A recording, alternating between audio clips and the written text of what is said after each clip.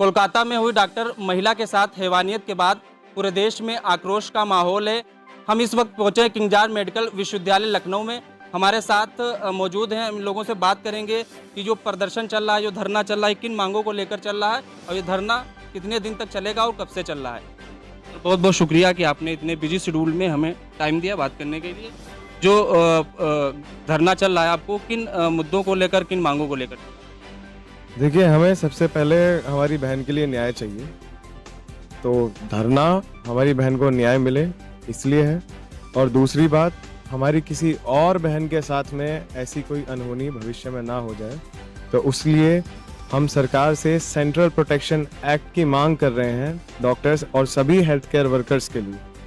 तो यही दो हमारी मेन मांग हैं जिनको लेके हम। प्रोटेक्शन एक्ट क्या है, थोड़ा सेंट्रल प्रोटेक्शन एक्ट आप ऐसे समझिए, ये सारे के सारे जो हमारा भारतीय समाज है उसके अलग अलग सोसाइटीज़ को सिक्योरिटी देने के लिए बनाया गया है।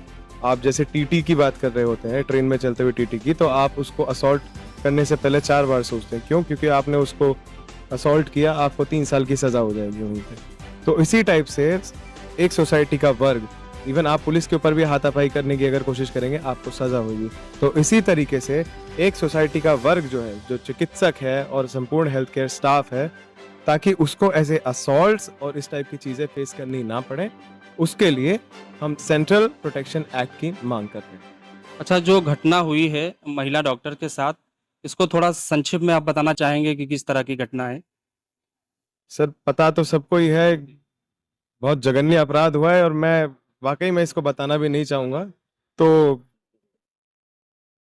हमारी बहन का इतनी दरिंदगी से जो भी हुआ और उनकी हत्या कर दी गई, बस इतना ही कहूँगा। जो भी हुआ बहुत गलत हुआ।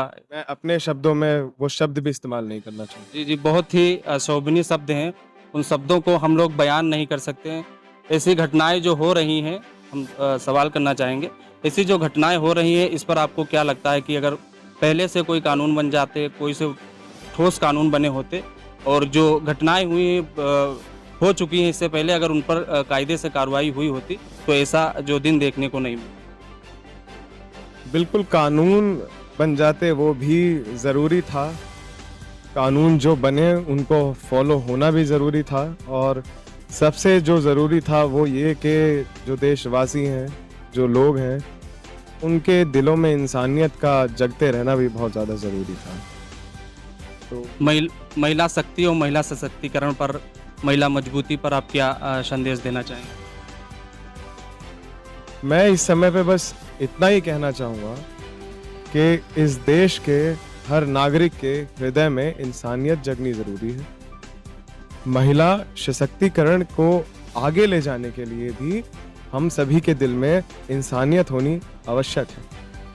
महिला अपने आप में आज मजबूत है, और उस मजबूती को बनाए रखने के लिए हमें उनका समर्थन करना ज़रूरी है, सहयोग करना चाहिए, है ना? और इसी दिशा में अगर हम आगे बढ़ते रहे तो इस देश का भविष्य काफ़ी संकट में नज़र आएगा। जो घटनाएं इस समय पे हो रही हैं, तो बहुत ज़्यादा ज़रूरी है कि इंसान को इंसान की नज़र से देखा जाए। महिला क्या, इस समय पे कोई भी सेफ नहीं है। और मैं बार बार इसीलिए एक ही शब्द का इस्तेमाल कर रहा हूँ कि हृदय में इंसानियत होना बहुत ज़्यादा आवश्यक है। बिल्कुल, हृदय में इंसानियत होना बहुत ज़रूरी है। महिलाओं के लिए दिल के अंदर सम्मान होना बहुत ज़रूरी है। और हम ये जानना चाहते हैं कि आपका धरना चल रहा है, लगातार कवरेज हो रही, मीडिया कवरेज हो रही, लोग देख रहे हैं, अभी तक आपको कोई आश्वासन देने के लिए आया है कि इस पर कार्रवाई की जाएगी? कल हमसे मिलने उत्तर प्रदेश के गवर्नर आई थी, और कल ही शाम को हमसे मिलने उत्तर प्रदेश के उप मुख्यमंत्री आए थे। तो बिल्कुल उनको हमने अपना ज्ञापन दिया, उनको हमने अपनी मांगे दी।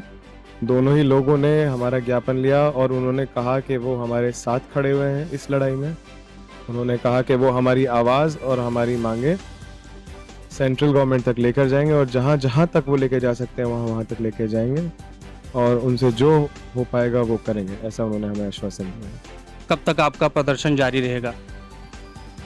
जब तक हमारी बहन को न्याय नहीं मिल जाता और हमारी बाकी बहनों के लिए सुरक्षा के पुख्ता इंतज़ाम नहीं हो जाते, तब तक हमारा संघर्ष जारी रहेगा। बिल्कुल, जो डॉक्टर्स महिला के साथ कोलकाता में जो हैवानियत हुई है, इस पर जो है जो परिवार है महिला का उसको इंसाफ मिलना चाहिए।